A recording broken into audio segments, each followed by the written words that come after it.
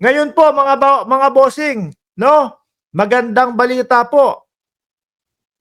Bakit to? Aba, mukhang maganda po ang Pasko nung kababayan natin, no? Pati po yung pamilya nung kababayan natin, pamilya po ni Mary Jane Boloso, mga bossing. Bakit to? Eh, nakakabalik na ng Pilipinas, oh, mga kababayan, mga boss chief amo, sir, eh, no? Kaya dating Pangulong Duterte, nung siya ay nakaupo ho, mga bossing, ayan, no?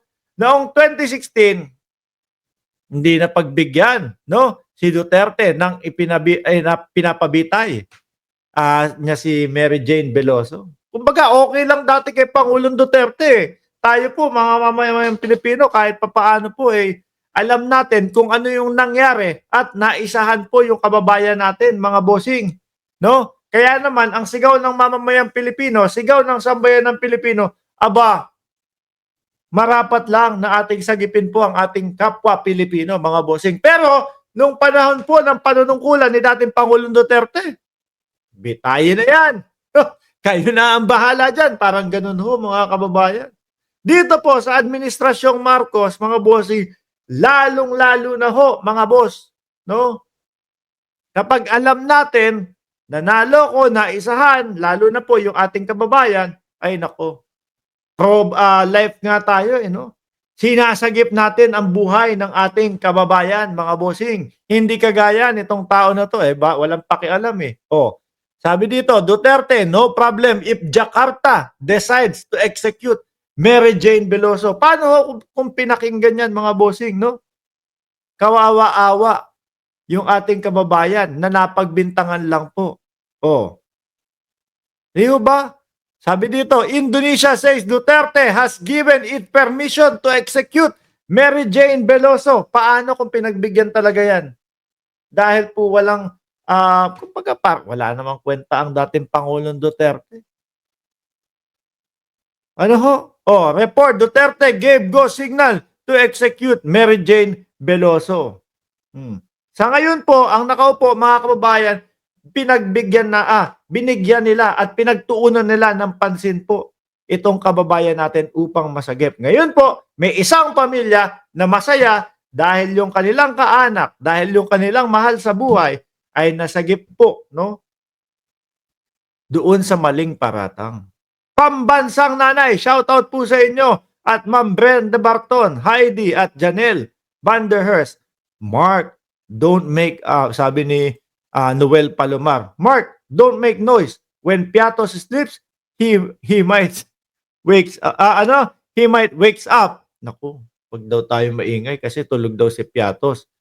Sabi ni JMS TV, endgame na para sa mga Duterte. Lalo ho, mga kababayan, makikita natin yung mga balita na ganito. Naalaw silang pakialam, no, sa mga kababayan natin. Nag-iiyakan po ang mga DDS dyan sa comment section, mga bossing. Oh, dahil po, nasasalag natin, naaano natin, na babanatan natin ang kanilang ama, ang kanilang tatay, na hindi naman po sila anak. Di ba? Anyway, dakuin natin tong pangalawang topic natin, mga kababayan. Ito pong Japan, ha? Ito pong Japan, nangako po, mga bossing, at mukhang lalong titindi ang suporta, no, sa Pilipinas. Bakit ho, mga kababayan? Eto, ng bansa. Game. Mag-iiyakan ho ang mga DDS dito, mga bossing. Kasi pabor na pabor ho yung mga yan, no? Pabor na pabor po yung mga yan sa China, mga kababayan. Anak ng mga China yung mga yan, eh. No? Ang kakapal pa ho ng mukha ng mga DDS na magsabi, kami ang makabayan. Bakit? Kasi daw ho, mga bossing, pinagtatanggol nila ang dating Pangulong Duterte. Samantalang tayo daw po ay paninira lang daw po ng paninira sa dating Pangulong Duterte. Ngunit subalit etong etong tao na ito, ang dating Pangulong Duterte, pinabayaan yung karapatan natin sa West Philippine Sea, mga bossing. Alam niyo po kung bakit lumalala at kung bakit nagmakapal ang mukha ng China? Dahil po dyan sa mga DDS, dahil po kay dating Pangulong Duterte. Bakit ho, mga kababayan? Panalong-panalo na tayo. kumpleto rekados na tayo, no? May papeles na nagsasabing tayo po ang may karapatan sa West Philippine Sea. Ano po ang ginawa ng mamang ito? Tinungangaan po. Baka dahil lang po kasi, no, naging tuta ng China. Kaya tinungangaan niya lang. Takot sa China. Siya pa po yung may sabi at may ganang magsabi sa ating presidente na nakaupo ngayon, weak leader yan si Bongbong Marcos. No? Mahina yan. Yung pala, sila mga kababayan. Sila ang halata at sila yung talagang takot. No? Na ipaglaban ng ating bansa. Eto po, tingnan nyo ang nangyayari. Doon po sa paglaban at hindi pagbitaw ng ating gobyerno sa West Philippine Sea, mas lalo po tayong nakakakuha ng suporta sa mga karatig nating bansa at sa mga malalaking bansa. Dahil po alam nila mga kababayan na tayo ang may karapatan talaga doon Game. Pilipinas at Japan sa isang kasunduan para sa 611 milyong pisong ayuda na magbibigay ng kagamitan at suporta sa Philippine Navy at Air Force upang mapalakas ang depensa ng bansa. Alam niyo po mga kababayan, no? Ayaw na ayaw pong maririnig ng mga DDS yan. Ang sasabihin po, naku, pangako lang na naman yan Hindi na naman matutupad yan Mahilig naman dyan ang administrasyong Marcos sa mga pangakong yan. Aba mga bossing, pag yan po nagtuloy-tuloy, damay po kayo, no? Kasama po kayo sa makikinabang. Bakit to? Hindi makukuha ang ating teritoryo, hindi maaagaw ang ating teritoryo.